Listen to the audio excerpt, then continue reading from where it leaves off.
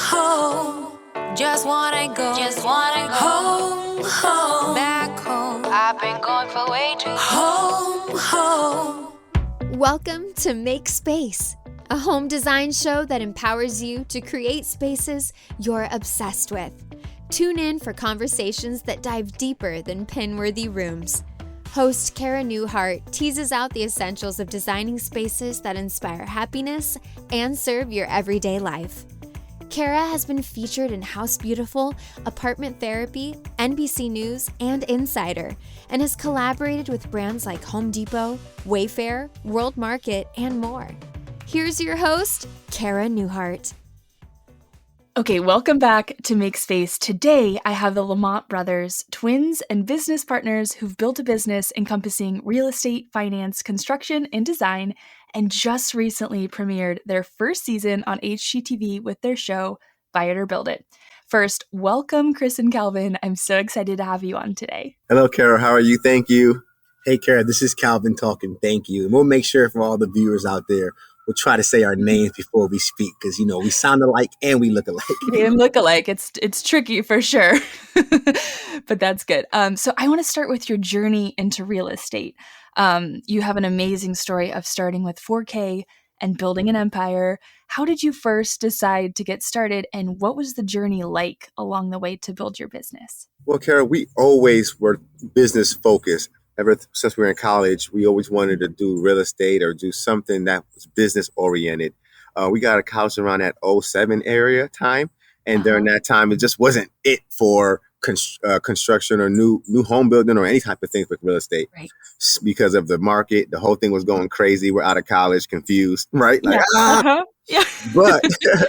But we realized that we're still going to do business. So we started with carpet cleaning business. Calvin and I going out doing commercial cleaning services, cleaning carpets. And then we went to water damage, and we just continued to get towards that goal to restoration. And then we start saying, okay, after you start a water damage, you have to build it back. So that's how we started getting back into restoration and construction. And that led to doing work for investors and flipping houses. And then we learned from doing those houses with the investors, we actually learned how to be investors ourselves. And then we started taking the reins of being the investor and the contractor, and all the banks loved it because they were like, wow, okay, we can trust you guys to build it because you know what you're doing. So it helped out a lot. That was about, I started 10 years ago, but, we really started doing the housing and the real estate stuff around 6-7 years ago now. Yeah, that's amazing. So carpet and like restoration stuff feels so random. Were you like passionate about that, or you're just like, this is going to make money? Like we know we can make money doing this. It's pretty much the latter, Cara. It was more that we were already, like Chris said before, business, and this is Calvin talking. We were already business minded and entrepreneurs in our day to day, in our mindsets and how we lived our lives. So when we realized that we didn't have the resources or the proper education or experience in that real estate at that time, that's when we pivoted and said, you know what, well, what can we do to build some business savvy and things like that. So we started doing the commercial floor care and janitorial cleaning. And then, just in the mind of, what, hey, this isn't real estate or construction, but hey, if we keep working on this, we can save some money up. And it was pretty much our way to learn about just doing business as entrepreneurs, as small business, and then also saving money to do real estate. Now, the saving money part didn't happen from that, but we did learn a lot about small businesses and having an office and having workers and employees. So we're a pretty good size company. We had like 30 employees and stuff like that. So we weren't small. Yeah. It's just that it wasn't what we wanted to do. So we had to move on quickly and get to real estate. Okay, yeah. And then I know, so you're originally from New Jersey, which is so funny because that's where I'm moving from, Houston. But what was the move to Dallas? Like what made you move down to Texas? Yeah, we were actually born in Houston too. So, oh, really? That's so funny. We're all over the country. Yeah, we can always connect to somebody like, you're from there? Oh, yeah, I know. I'm from there too. I've been there. Yeah. We're national. This is Chris talking. But the reason why we came from New Jersey to Dallas is because basically we had a lot of guys on our football team at Lehigh University. that Mm-hmm. were lived in Dallas, and they were talking about how Dallas was it, and the real estate was really good, and they can get it done there faster. So when we went down to Dallas, Yeah. in college, we were like, okay, we can do it. But obviously, whenever you're that young, you're a little bit naive as well. So we didn't have a lot of things set up yet. We just knew we Yep. wanted to Yep. do business, but we were already college poor, so we didn't really need much to live. So that was a good thing. But the Uh-huh. bad thing was just the market wasn't there.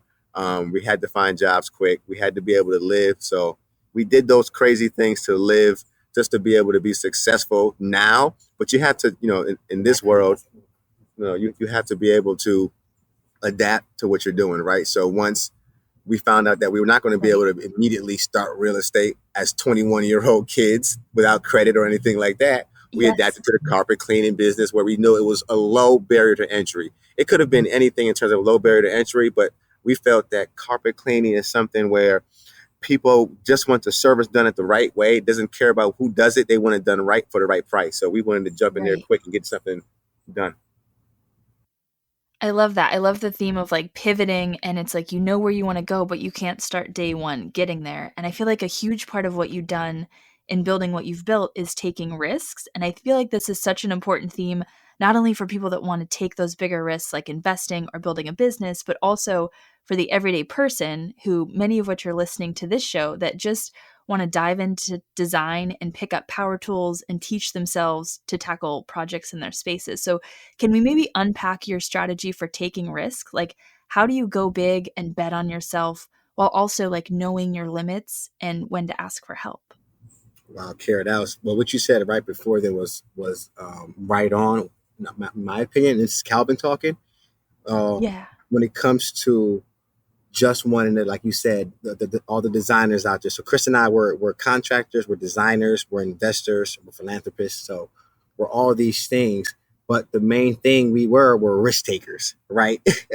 But smart risk takers, calculated risk Right. takers. Right. You can't get stuck in the concrete. So what Chris and I did, we didn't grow up doing construction work and building things around the house. We grew up as athletes. So when we moved to Texas Yeah. after college, working on these jobs and being on all these job sites and working with other investors and other builders, that kind of gave us the experience and the knowledge, and that for us, and then also combining that with the book knowledge and the academic knowledge of reading up on certain design trends, on how we look at certain things in the design industry and the construction industry, how those things need to integrate to work together and flow and XYZ. So taking those risks are smart, but understanding what you do good and not do good is really, really important. So Yeah. so yeah, so the last thing I'll say about that is the main thing is understanding what you don't know, what you don't know what you don't know. So if you're not a Right. contractor, you're more of the design, bring in people who are more experienced in construction to deliver and execute your vision, and vice versa. If you're more on the hammer side and the construction side, work with a designer that can help you, and you guys work together and you learn from each other and you get better like that. And then that's how we done it. And then this is Chris Yeah. talking. Another thing about risk, just an everyday life risk about, quitting your job to go do another job or having a baby or anything like that. A couple of things Calvin and I say is, one thing is that obviously you cannot, if something that we need now has to be thought about earlier, right? So we have to Right. anticipate what we're doing, right? If we understand that we want to take certain risk and we want to do stuff, well, then now we need to anticipate how our lives will be during that time. What do we need to, save? What do we need to take away? So therefore, being prepared, you're never going to be totally prepared, but at least being kind of prepared to be able to take that risk. It's also an emotional type of thing as well, right? Taking risk is Right. emotional and mental. So when you go in and take these risks, you really can't look at other people and where they're at a certain time, right? Especially in this social media world where if you're, coming out of college, you're 21, 28 years old, whatever case you are, and you see all your friends, they're doing this, they're doing that, they are going to trips. You see it, right? Going to trips Yep. and doing all Yep. these things. You have to Mm-hmm. be focused and understand, like, well, I'm living as worse as I can. I'm living the worst life I possibly can to be successful. You have to be content with that. Right. So just being able to understand what you want is the first step. And then being able to pivot and not be stuck in the ground. When you're taking risks, risk doesn't mean that we want to take dumb risks and we're just going to do something Right. hard-headedly. And I want to do, like you said, Calvin and I come down here and say we want to just do real estate no matter what. Real estate. Well, it's not going to happen. So do we just die? You know what I'm saying? So you have to Right. be able to adapt of what you're going to do. So those are a couple of things I would say, being able to pivot and having that mental, and fortitude to get it squared away. Yeah. I mean, I love your story and your approach to really like how you navigated breaking into this industry that honestly requires so much professional knowledge and can really have such an established way of doing things. But it's like taking those risks and then really taking charge of your like education. It sounds like you really just took the time to learn everything you possibly could about what needed to happen. Yes, What was knowledge. that process like? It's a saying that Chris and I use outside of the word adapt. We say that a lot, but also hard work minus knowledge equals wasted time. So we kind of Ooh. live by that every day. And then also we always say slow down and speed up. So those two mantras right there and phrases that we kind of incorporate in our day-to-day business and lives, it always reminds us to take a step back and understand what you're about to get into and understand your situation. So your expectations are and your execution is at a higher success rate. So you can work your butt off like a lot of people do, but if you're doing it the wrong way, if you're not doing it the most efficient way, it could be a detriment. And then, as we all know, Cara, life goes on. So to be successful, I always say if you could stay in business as a designer, as a contractor, as anything you're doing in business, if you could, as a small business owner or entrepreneur, if you could stay, quote unquote, open for longer, it's a higher chances for success. So that's why you want to work as efficiently as possible and know what you're doing, so you don't have to waste time going back and back and back fixing things that you could have done first time if you just known. So slow down and speed up and know what you're doing before you do it, or get the people that do know around you. Right. Oh my gosh, absolutely. It's like you can't do it all yourself. So if you know your limits and you know how to outsource, it's like magic. I feel like we have unpacked so many good like strategies and mindset approaches.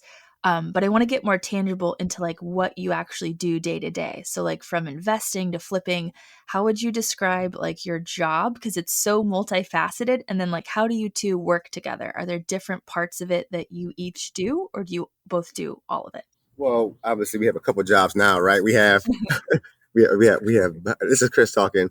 We have our TV show Buy It or Build It, which hopefully we get season 2 pretty soon, as long as everybody goes take a look at it and check it out. Yes. Right. Wednesdays, I believe 10 o'clock, 9 Central, should be coming on this week. So that should be that job right there alone is something that we have to prepare for. There's meetings every week we have to make sure that we get, the jobs done, because these jobs are really done. We really take a client and they really have a house or a new build, and we build it or we remodel it and we get it back to them in TV time too, right? At the same time. Right. Like so quick. So, exactly. So it's definitely faster than we would normally probably work at a rate or pace at. So that's one thing we have to deal with every day. And that's just managed great. That's a day-to-day management. That's managed by the production and by people we have on our team, like Brandy, Kraft. So those are the things that we have to do on that side. But now obviously we have another business, right, which got us here, which is, VIP, which is our infill development, what we do in different cities. Volume Income Properties Inc. is our company. So in our day-to-day bit, so we always say day-to-day, which is not TV, Right, like real life. Yeah, exactly. Yeah, we did say real life, but both are real life, so we changed it to day-to-day. Exactly. Yes, makes sense. Yeah. So like Chris was saying, in the day-to-day, we focus now on procuring lots for our portfolio in emerging and transitional areas. And then when we procure those lots, we have teams, my brother and I, and then we have teams of designers and contractors, and we all work together to create these models that we're going to design and then we're going to implement in these cities.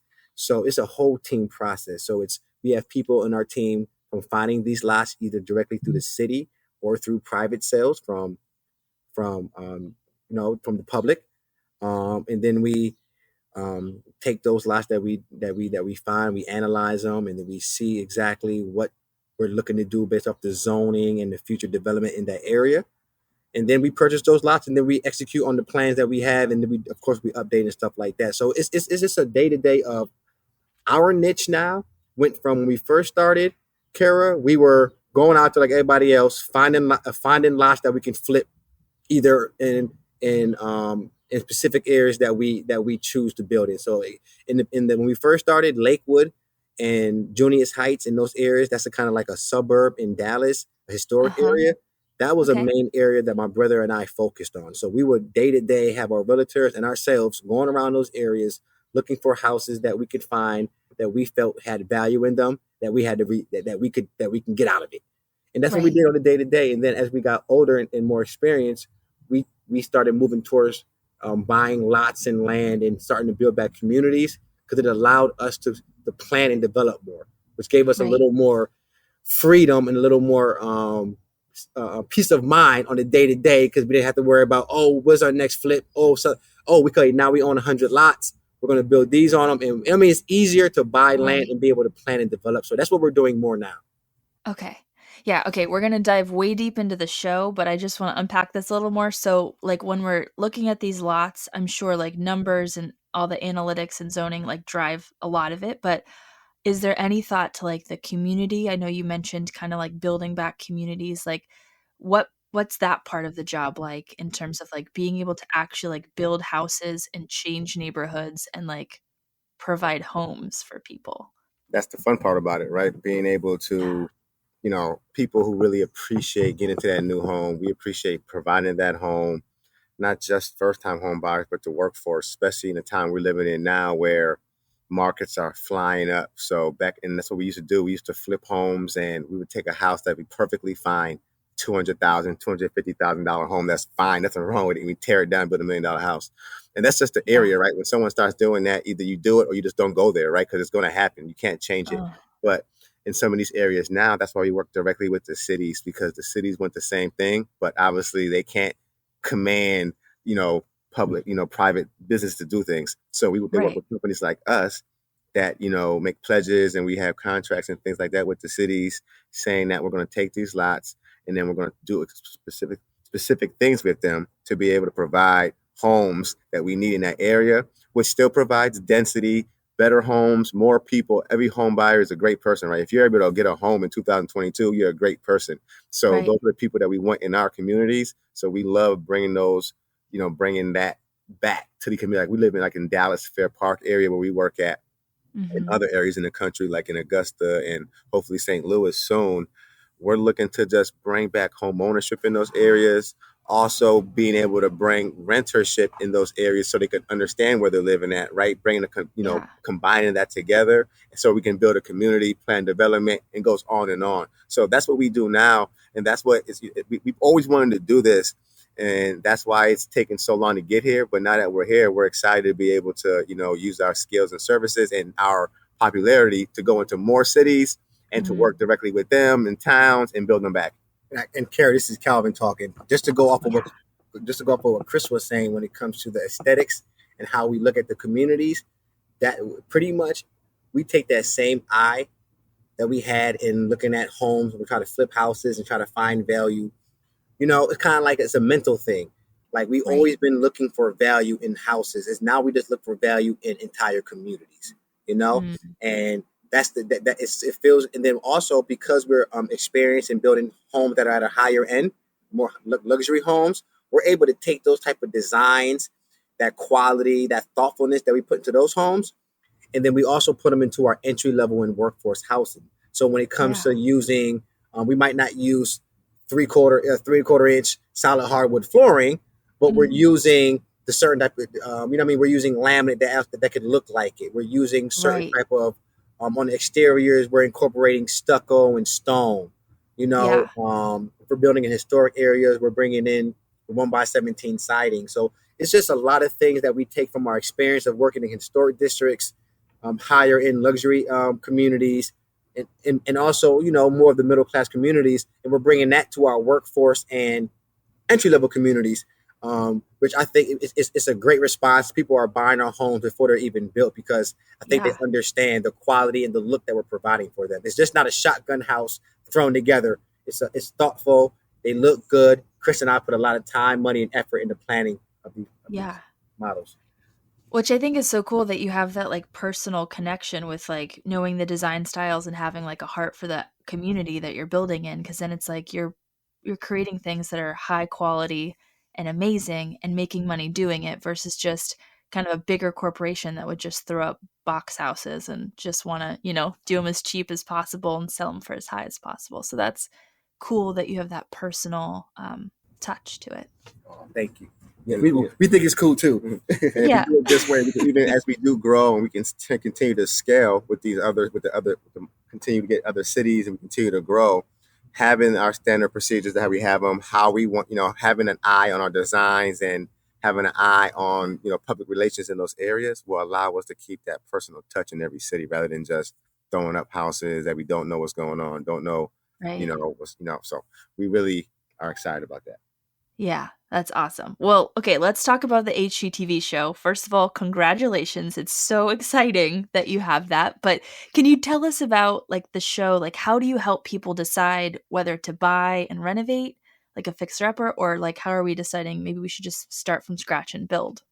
Well, that's just a cool concept, right? We wanted to do something for TV that's a little bit different because everything is really at the end of the day the same. House goes from bad to good, right? And that's what we get it there.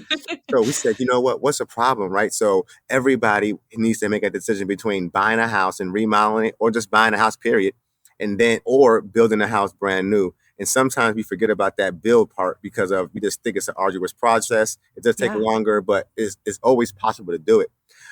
So buy it or build it came along because Calvin and I have the capabilities to do both. So we said, okay, let's be able to show a client a house that they're looking at to remodel, right? Or in an area they like it, or also be able to purchase a new lot or a house that need to be demoed and be able to build them brand new. So that was the good part about it. And the best thing is that we get to actually show you after they pick through competition. Calvin and I are going, I'm trying to buy competition. Calvin's trying to build it. It's friendly, brotherly competition. Yeah. So if you see by the last episode, like when I fell out, right, we get to do more fun things because we're brothers, right? So we're going to push it to the limit, make everybody laugh. It's a show you get to have some popcorn with your family or friends and be able to like relax on Wednesdays at 10 o'clock and just have some fun. So Cara, it's so fun. Yeah, so also what's super cool about this show, outside of just the easy concept that we love, buy it or build it, right? And then people mess it up sometimes, they build it, buy it. Either way, it'll come up, but it's buy it or build it. Right. And then people might ask us, well, how do you show the audience and the clients a new construction house that's just a lot in dirt? And how do you show? We have super cool animations. So on our show, from the beginning of the show, when Chris shows you the remodeled house, when he's talking about tearing out the kitchen and putting in, European style cabinets all the way to the ceiling and wood floors and opening up the walls, the audience can see that right in real time and it looks so real. But then also when I'm in there, is Calvin talking, when I'm on a lot that's totally empty, Cara, and there's nothing there besides dirt and grass, I really have to be dramatic and really sell it, right? So one thing that helped me is the super cool 3D animations that Radical Point Media does for the show. And they show me walking into, so they allow me with the green screens and all that Hollywood magic. You guys can see me walking through the entire house. And the funnest part about Calvin came in though is that I tripped out when you walk the episode with what's the episode, Cal? What's the episode though with the animation? So the one episode where Calvin goes and opens the door for the clients, and then you see him in that animation. That's just what Calvin's talking about. How literally it's not, because every show has that animation, but when you see Calvin pop up into a mirror, I was like, "What? He's there!" Yeah, that was crazy. Wild. Especially when you have a house especially when you have to show an entire house that's not there, right? So. Oh my gosh, I can only imagine getting like my followers on Instagram to believe me that the design's going to be good when I have an actual space to show them that I can mock up. And I'm like, can you see it? And everyone's like, no. So I can only imagine trying to sell a whole house, but it's like, there's literally nothing here. Hey, Cara, you're so right about that. That's like one of the hardest things, working with families and clients and trying to kind of show them your vision, because it's not just our vision. Everybody understands that it's Calvin and Chris, the Lamont brothers, working with a family that has their own wants and needs and life experiences, and they have kids and dogs and all these things. So we're listening to them. We're making sure that we hear everything they're saying and we understand what their day-to-day life is going to be. And then we incorporate our cool experience of the designs and everything that we have done in our past, and we merge those together to really, really come up with a product that fits each family's house, each family's dreams to their liking. Yes. That's so special because design isn't just something you just get to do and like make. It's like something you have to customize and make like so personal. So that's really cool.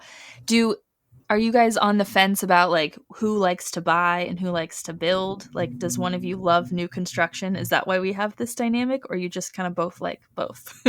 Yeah, so I think, buying a house is cool. Building a house is also awesome, right? So they're both great things to do. 'Cause I love taking a house that's old and making it brand new, but having dirt and turn it to something that's a house is pretty amazing, in itself. So it's a whole different process too.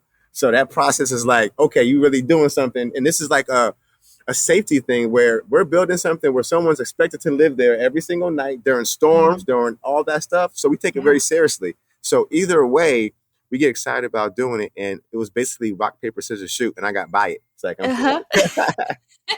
I love that so much. We'll get back to the conversation after a quick word from our sponsor. Do you ever feel like you have all the right information from the podcast, from YouTube, from social media on how to create the space of your dreams, but you just don't know how to apply those tips and those strategies to your specific space? It can be so challenging, but I finally have a way to help you out one-on-one. You can book a DIY coaching session with me or a design consultation. So if you want to tackle this space yourself, you just need a little guidance, and YouTube is becoming hard to navigate. I'll help you plan and tackle your home DIY project, including answering all your questions and helping you troubleshoot and pivot if you've started and you feel stuck. Or if what you need is more of the design strategy, you can book a design consultation. We'll meet on Zoom and talk strategies for your specific space. We can do a deep dive into one room, go over everything that needs to be fixed or changed in the space, and create a plan for you to make that happen. Or we can give your whole house some therapy and do a home walkthrough, talking about how to create cohesiveness in your space and assessing your whole house at the same time. This is the perfect next step if you've been loving the podcast, you love the strategies, but you're not quite sure how to create a space you're obsessed with because you need hands-on personalized help. We got this. I am here for you. Just book a coaching session or a design consultation and we will get hands-on with your space. Just go to calendly.com/Cara Newhart or find the link in the show notes to book so we can sit down one-on-one and tackle your space. And now, back to the interview. So what are some of the biggest challenges for people when it comes to making that decision to buy or build? Like, are we thinking like timeline and cost, or are there any other like major drivers to what to pick? Great question today. That's a great question, Cara. And I wish people ask that more because it goes into like like your day-to-day lives, right? So when we say, when we're working with clients to either have the option to buy a property or build one from the ground up, we always say you need to look at your living situation and your life situation 5, 6, 7 months down the line in both situations. So if, for example, on episode 3, it was a great new construction option with the Campbells, but the Campbells just had a brand new baby boy who was like 3 days old, and they have 2 other kids, and they're living with their father. So even though they wanted a new construction, they understand that 6 months for a new construction could easily be 7, 8, 9 months. And they just didn't have the time or the, it was more of a time thing for them. They didn't have the time to be able to wait for a new construction. So they had everything else, but they just didn't have the time. So it's usually down to like 1 or 2 factors. And it's usually either time, availability of the lot, because sometimes people want to live in certain areas, and to get a lot, it's a little harder to find a lot that fits your qualifications of what you want to build, the width, the length, the zoning and stuff like that. So there's just a few more determining factors that make it a little more, I guess you have to think a little more before you go into a new build process, because with a buy it, Chris, you can go about those, you the buy it, brother. You talk about buying a house, same thing, Cal, right? Just trying to, you're looking at obviously, if we're buying a house, we want to do you can live in it faster, right? So it's all about speed. You can live in it immediately, but when you're doing in our jobs that we're doing on TV, we're doing really big renovations. So most times when you're doing a whole kitchen change out and you're doing the bathrooms, with no water in the house anymore, you can't live there. But but we can still get it done faster. So if you're looking to get in a house only 2 to 3 months, or you're looking to do a piece by piece, because if location is more of an issue for you, like my kids are in a certain area to go to school, or I have people that live here that I had to take care of or work, well, then there's not going to be a lot in every single area which you like it. So getting that home to either remodel or finding something that you might have to spend a little bit more on, which might give you a little less to use the remodel on. So building is cool sometimes, but remodeling gives you all those options just in case life comes up, you can't do what you want. That's why you can remodel it or find an area, you know what I'm saying, that you want exactly with a house that's already there. So definitely, you're going to have to be like a Nostradamus when you're thinking about building a house or buying it, because you really want to think about the future. I know it sounds easy, but it's just about what do you feel comfortable with? Do you feel comfortable with living in a house with 5 other people? Can you afford to have a rent payment and a mortgage payment if you're loan? And then the last thing I'll say, Cara, is your loans too. Of course, before you make a decision before you buy it or you build it, you need to talk to your lenders and see the different processes and the different requirements for going through either buying a property and remodeling it or buying a lot and building from scratch. So that'll be the last thing I say on that. Talk to your lender and see if they have a grace period of when you have to pay the interest payments. Are you going to be paying your principal and interest and your mortgage at the same time you're building it? So, all those determining factors, just make sure you ask as many questions as possible so you have as much information as possible to make the proper decision. Yeah. There's so many factors. I love that we touched on so many, but I really like the idea of like envisioning your life somewhere so far down the line. That's what I try to get people to do when they're, making over their own spaces, is not just like, how does it look? Like, how do we want things to look? It's like, how am I going to live here? And then we do everything else out from there. Once we can like get a clear picture of that, what your life looks like. Because it's not just about function. It's about form and function, right? So it has to look good, but it also has to function well for your family and what you do on a day-to-day basis. So, Cara, I agree with you, what you said 100%. Yeah. Okay, so what was it like? You have all this work that you do in your day-to-day, and then you're like bringing it to TV to showcase it. Like, what was your favorite part about filming, and then maybe the most challenging part of like putting your job out for everyone to like watch you do it? Well, the good thing about our show is that because we do, our life is a little bit different from this, so it gives us a little reprieve, right? We don't really deal with the homeowners every day because we don't know our homeowners. Our houses are, sold way before we even build them, and when they get built, they get sold, and we don't really see them. That's how it works. But this allows us to be able to see the homeowners' reactions. We get to do the reveals. We get to do the whole 9 yards. So the best part about the show for us is being able to be more hands-on and also be able to deal with the families one-on-one. We get to know the families, and even more than we normally would. We're talking to them. They're relaxed because they have the TV behind them and all that, and we get to bring the fun out of them. Calvin and I are really good to get the fun brought out you. So that's the part that we love. And the worst part for me about the show is that we got to stay on set sometimes all day, 8 hours, 10 hours, and we're not used to staying at one spot. All day. That'd be intense. Are there at least snacks that you get to have? Yeah. You know that. I'm not complaining about how to take care of us. We just saying that. Yeah, it's just a long day. Yeah, we definitely have HGTV and our production company and Discovery and all of them. So the production company is JV Productions. So shout out to JV Productions and Kirk and Courtney, the owners over there. But they take care of us on a day-to-day. But everything Chris said, this is Cal talking, everything Chris said I agree with. I don't have to add to it. Pretty much those are the things that we love, being able to work a little more with the families, hands-on. And then the worst thing is being on set 12 hours. And also, Cara, the worst thing is having to shoot the same thing like 100 times, because even though we have a lot of cameras on set, there's still things we have to do over. We have to get it from here. We have drone shots. Like, it's a lot of work. And every family that we bring on, I think they have a new respect for not only us as TV hosts and HGTV hosts, but everybody else who does it. They're like, man, this is a lot of work. It's tiring.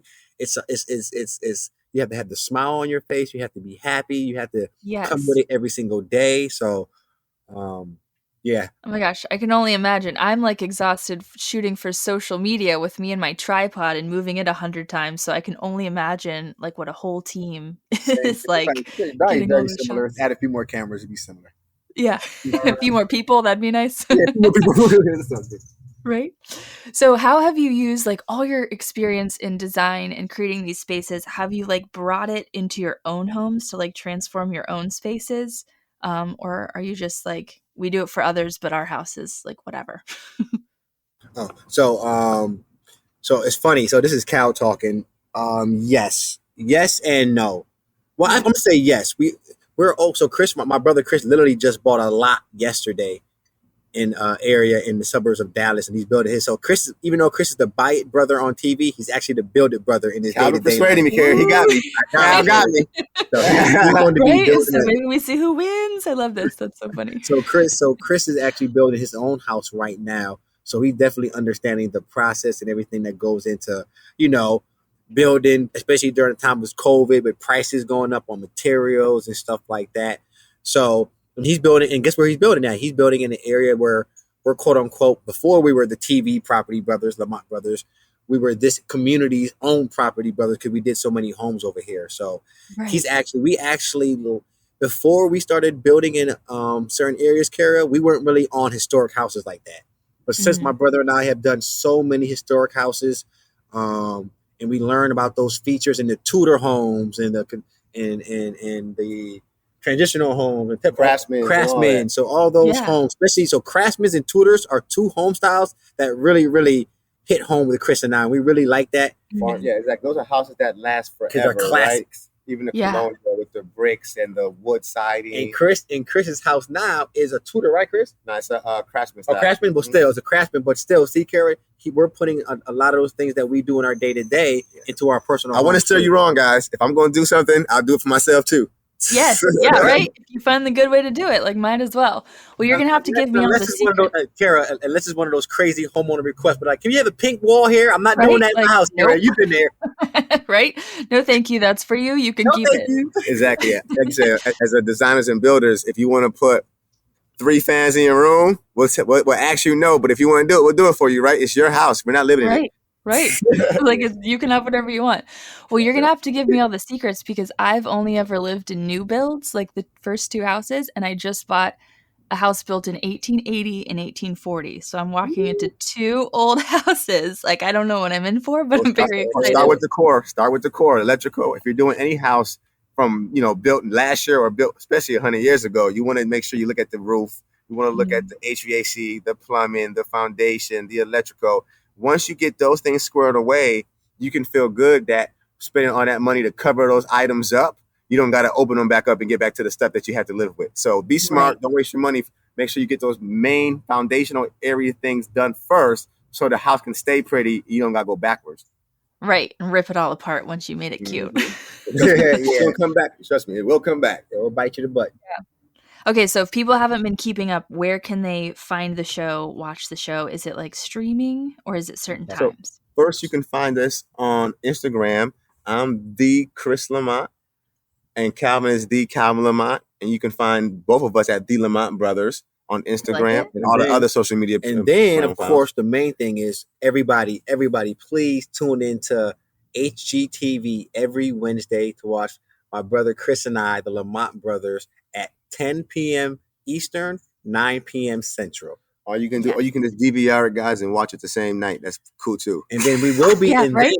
and then we will be streaming on Discovery Plus starting in September. So unfortunately, we're not streaming right now on Discovery Plus, but there are other networks that you could that we're streaming on. I'm not really familiar with those, but if you look them up, I'm sure there's some other companies that have it. But the main thing right now is HGTV every Wednesday, 10/9 Central. Yeah, and I would say that Builder Builder is going to be if I said what is Builder Builder, I would say it's 2 brothers that you can tell they're brothers having fun. You're going to get the original HGTV house that looks bad to a beautiful home, or the non-original new build that's still going to look great at the end, but you're going to get more laughs. It's going to be so much fun, high impact. It's going to feel fast. It's going to be really cool. So check out Buy to Build It. It should be one of your next best shows, I think. Yes. Oh my gosh.